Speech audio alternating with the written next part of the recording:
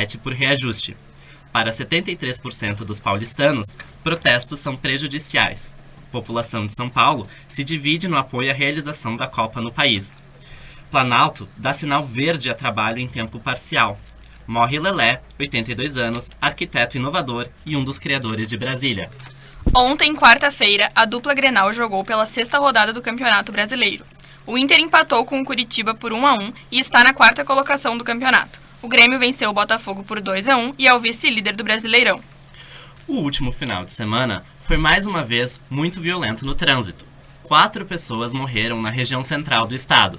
Mais informações com a repórter Larissa Flá. Um acidente matou 2 pessoas no último domingo em Cachoeira do Sul, na região central. A colisão ocorreu na rodovia que liga o município a Pantano Grande, a BR-290, por volta das 10 horas. Conforme a Polícia Rodoviária Federal, um Megane colidiu com a lateral de uma carreta no quilômetro 247 da rodovia. Em seguida, o carro saiu da pista e colidiu com uma árvore. Maria Braga, de 61 anos, que conduziu o carro, e o passageiro Luiz da Silva Machado morreram no local. O Megane tem placa de São Leopoldo e transitava no sentido capital interior quando o acidente aconteceu. A carreta não saiu da pista devido à colisão e o motorista não ficou ferido. De acordo com a Polícia Rodoviária, o trecho onde o acidente ocorreu é uma reta e a rodovia está bem sinalizada e em bom estado de conservação. E não foi só no Rio Grande do Sul que o trânsito gerou vítimas. Um acidente deixou pelo menos 22 mortos no Ceará. Na manhã do último domingo, um ônibus de viagem da empresa Aviação Princesa do Inhamos tombou no quilômetro 304 da BR-020, no interior do Ceará. O ônibus saiu por volta das 7 horas da manhã de Boa Vista e chegaria às 11 horas em Fortaleza. Mas no meio do trajeto, o motorista precisou desviar de uma moto que freou bruscamente à sua frente e acabou perdendo o controle do veículo. O acidente deixou 22 mortos e 18 feridos. Teve também o caso do menino que foi atropelado em Atlântida Sul. Ele se chamava Matheus Kloss e tinha 8 anos. Ele morreu atropelado por um caminhão no dia 14 de maio, à tarde, em Atlântida Sul. O menino atravessava a Avenida Saquarema sobre a faixa de pedestres quando foi atingido pelo veículo. Gustavo Brentano, atual delegado da 2ª Delegacia de Polícia Civil de Osório, disse que o menino foi arrastado cerca de 20 metros pelo veículo. A criança não resistiu aos ferimentos e morreu no local. O caminhão será levado para a perícia para análise da velocidade na hora do acidente. Logo após o acidente, a família tentou linchar o caminhoneiro e a polícia teve de intervir para apartar a briga. São 9 horas e 4 minutos e esse é o No Ponto, programa de notícias que deixa você sempre bem informado. E vamos agora ouvir a repórter Marina Galo, que vai falar sobre as medidas tomadas pelo governo de São Paulo para evitar a seca no estado paulista. Em São Paulo, a falta de chuvas fez com que aproximadamente 9 milhões de pessoas tivessem que controlar o uso da água. O governo paulista decidiu usar o volume morto dos lagos, que é água que fica abaixo do nível de captação.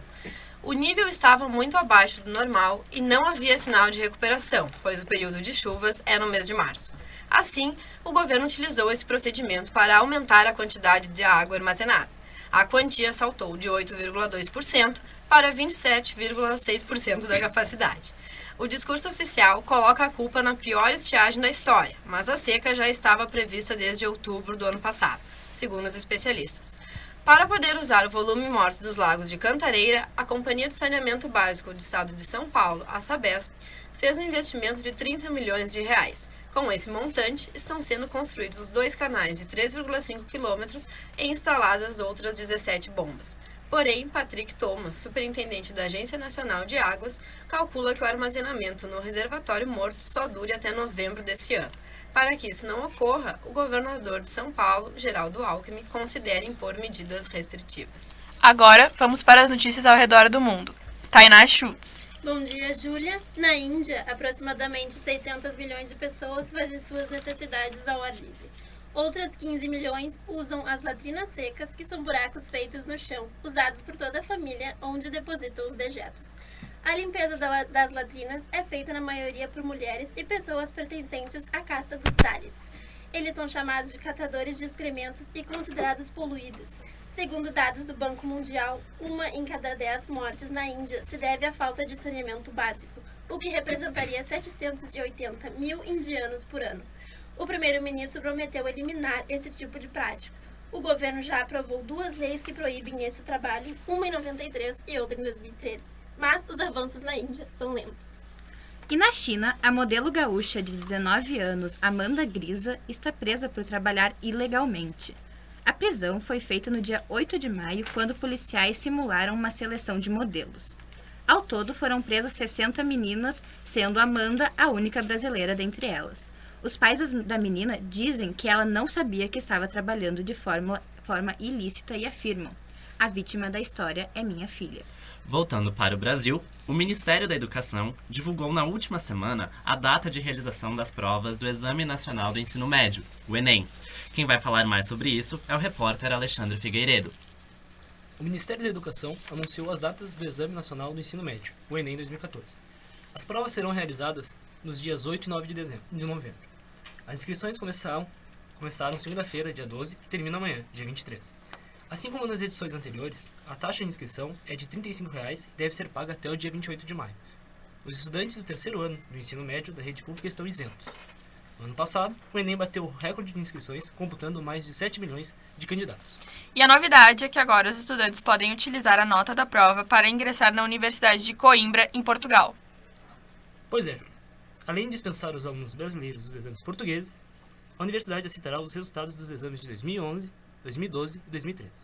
Segundo o vice-reitor da Universidade Portuguesa, Joaquim Ramos de Carvalho, a procura dos estudantes brasileiros é alta, e o Enem vai ser o primeiro exame internacional utilizado como critério de avaliação da instituição.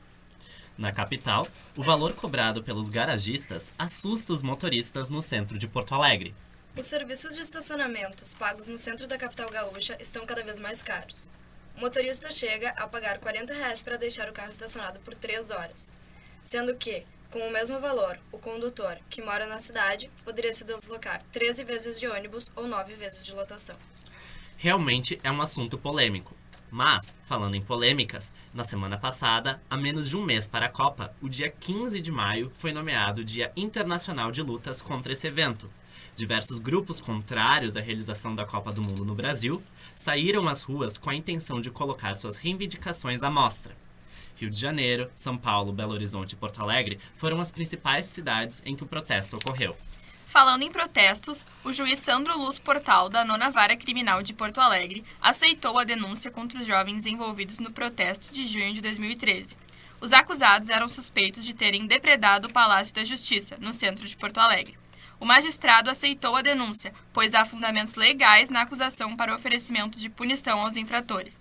Os jovens terão 10 dias para se apresentar no Ministério Público e não haverá prejuízo da possibilidade de absolvição após a defesa prévia. Quanto àquelas praças de pedágio que estão abandonadas há 2 meses, como é que está essa situação, Marina? Bom, Jonathan, virou uma terra sem lei. A sinalização é precária nas rodovias, não há segurança nem fiscalização. Porém, o desfecho para o problema começa a se encaminhar. Ao que tudo indica, 70% delas deverão ser demolidas.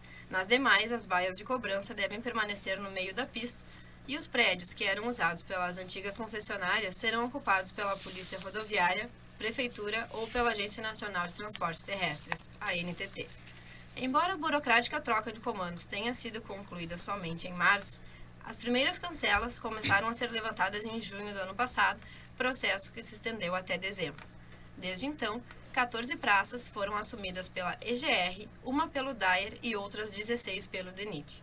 Segundo o DENIT, o trabalho, que inclui ainda de instalações de divisores físicos e sinalização provisória na pista para demarcar os locais onde se localizam as praças de pedágio, deve iniciar nesta semana.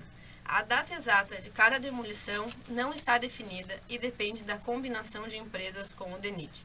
Um exemplo disso é na BR-290, que liga a Uruguaiana a Osório, onde antes tinham 4 praças de pedágio e agora apenas 2 estão funcionando. As outras 2 estão abandonadas. Muito obrigado, Marina. A seguir, um pouco da nossa agenda cultural. O Titãs lançou um álbum novo após 5 anos de ausência. Não é mesmo, Alexandre? Isso mesmo, Júlia. No último dia 12 de maio, a banda lançou o 14º disco da carreira.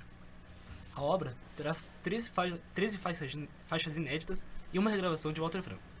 O nome do sucessor de Sacos Plásticos, de 2009, chama-se Neengatu. É o primeiro trabalho da banda pelo selo Som Livre e sem o baterista fundador Charles Gale. Além dos Titãs, outro programa para quem quer se divertir e desestressar é o filme A Culpa é das Estrelas, baseado no romance de mesmo nome do autor norte-americano John Green. Será lançada nos cinemas, no dia 5 de junho, a adaptação do livro A Culpa das Estrelas, do autor americano John Green. Com Shailene Woodley e Ansel Elgort nos papéis de Hazel e Gus, o longa é dirigido por Josh Boone e conta com o próprio autor como produtor executivo. O livro, publicado no Brasil há aproximadamente 2 anos, conta a história de Hazel Grace, uma adolescente com 16 anos, diagnosticada com câncer nos pulmões, e como ela se apaixonou por Augustus Waters, após se conhecerem no grupo de apoio para crianças com câncer. John Green retrata de forma emocionante, divertida e brutal uma história de amor nem um pouco convencional.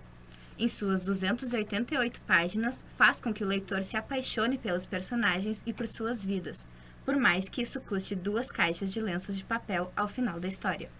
Encaixada na categoria de Sick Lit, ou literatura doente, em tradução livre, a obra retrata a vida do ponto de vista de 2 pessoas que fazem tudo como se fosse seu último dia. Mesmo assim, é possível se identificar com vários aspectos tratados nela. Entre dramas adolescentes que podem envolver níveis de maturidade muito altos e viagens para conhecer autores de livros, A Culpa é das Estrelas mostra 2 pessoas apaixonadas que, como uma granada, estão prestes a explodir. Entendedores entenderão, né? Então fica aí a dica para quem está sem nada para ler ou quer saber o que assistir nas próximas semanas no cinema. De volta para você, Júlia. Realmente muito legal a dica, pessoal. E agora, um pouco de tecnologia. Designers criaram óculos com filtros iguais aos do Instagram. Com o slogan O Filtro da Vida Real, a empresa Tens divulgou o projeto de um óculos de sol com lentes de filtros coloridos. Pela plataforma de financiamento coletivo, a resposta não podia ter sido diferente. Foi arrecadado 5 vezes mais. Com uma ação inicial de 9.400 libras, os 3 designers responsáveis pelo projeto chegaram na marca de 64.000 libras, o que equivale a R$238 mil. As primeiras unidades do Tens já estão sendo produzidas e devem chegar aos primeiros compradores a partir de junho. O óculos custa 36 libras, equivale a R$150 e tem entrega gratuita para o mundo todo. Falando em tecnologia, a Justiça Europeia mandou a empresa americana Google apagar os links relativos aos usuários que eram encontrados na internet. Pois é, Jonathan. O Tribunal de Justiça da União Europeia determinou na última semana que o Google deixe de exibir em seus resultados de buscas os links relacionados a usuários se estes assim demandarem. As informações só não podem ser excluídas das buscas se os dados forem de interesse público. A decisão se apoia na Lei de Proteção dos Dados da União Europeia, que prevê que os cidadãos têm o direito de serem esquecidos em determinadas situações. O próximo assunto acabou virando algo normal no nosso dia a dia. Com um evento tão grande como a Copa, é impossível que esse assunto não vire rotina. Quem não fala sobre a Copa atualmente? E ainda mais, quem não está se preparando para ela? Afinal, quem não se sente incomodado com o transtorno que ela está causando no nosso já atrapalhado país? Aliás, Jonathan, os entulhos do estacionamento do Beira-Rio ficarão até depois da Copa. Isso mesmo, Júlia. Os entulhos da reforma do Beira-Rio, depositados na área que funcionaria como estacionamento durante a Copa do Mundo, permanecerão no local até depois do evento. A Prefeitura não conseguiu contornar o impasse entre o Internacional e Andrade Gutierrez sobre a responsabilidade da retirada do material do terreno. Os escombros estão entre as ruas B e C, que integram o projeto das estruturas temporárias do estádio. A Prefeitura já estuda a possibilidade de compactar os resíduos com pedra brita, para dar espaço às 900 vagas previstas para o trecho.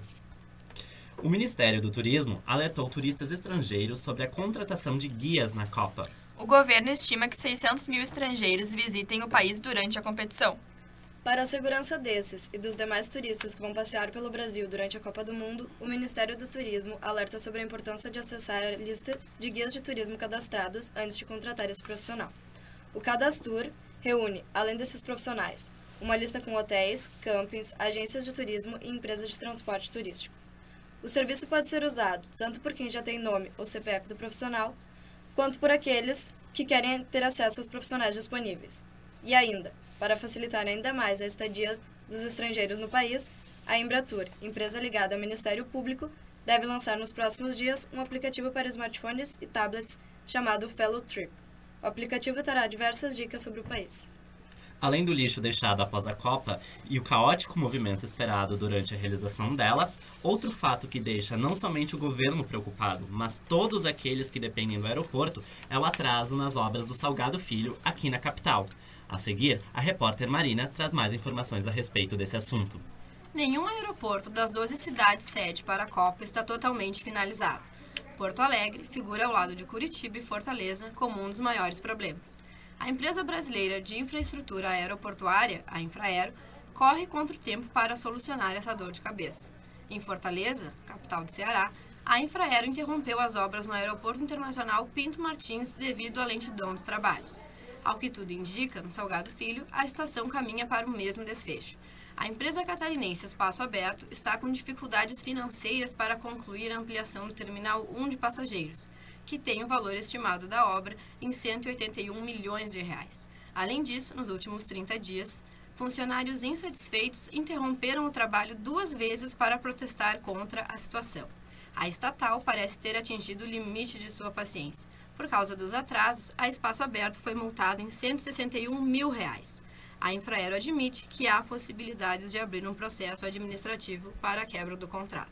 O Internacional já tem reforços à vista para depois da Copa. O volante do São Paulo, Wellington, de 23 anos, foi o primeiro nome a ser apresentado no estádio Beira-Rio. O contrato feito é de 1 ano e os direitos econômicos pertencem ao São Paulo. Falando em futebol, alguma notícia sobre a seleção brasileira, Tainá? O zagueirão da seleção, Davi Luiz, pode estar de saída do Chelsea. Segundo o jornal alemão Bild, o poderoso Bayern de Munique estaria interessado no futebol do brasileiro. O time inglês propôs o que parece ser um ótimo negócio para os alemães, a troca de Davi por Mário Mandzukic e mais 15 milhões de libras, o que dá aproximadamente uns 55 milhões de reais. Pouca coisa, né? O Barcelona, também na briga pelo zagueiro, teria apresentado salários maiores, mas de acordo com o jornal, há uma grande confiança no Bayern sobre o sucesso da transação. No último domingo, foi anunciada pelo prefeito José Fortunati a decisão de que os servidores municipais não farão feriado durante os Jogos da Copa em Porto Alegre. A regra também libera os funcionários da prefeitura para acompanhar os jogos da seleção. A liberação dos funcionários em dias úteis ocorrerá a partir das 11h30. Já no caso das escolas municipais, ficará a cargo de cada uma delas se a escola terá ou não aula no período dos jogos.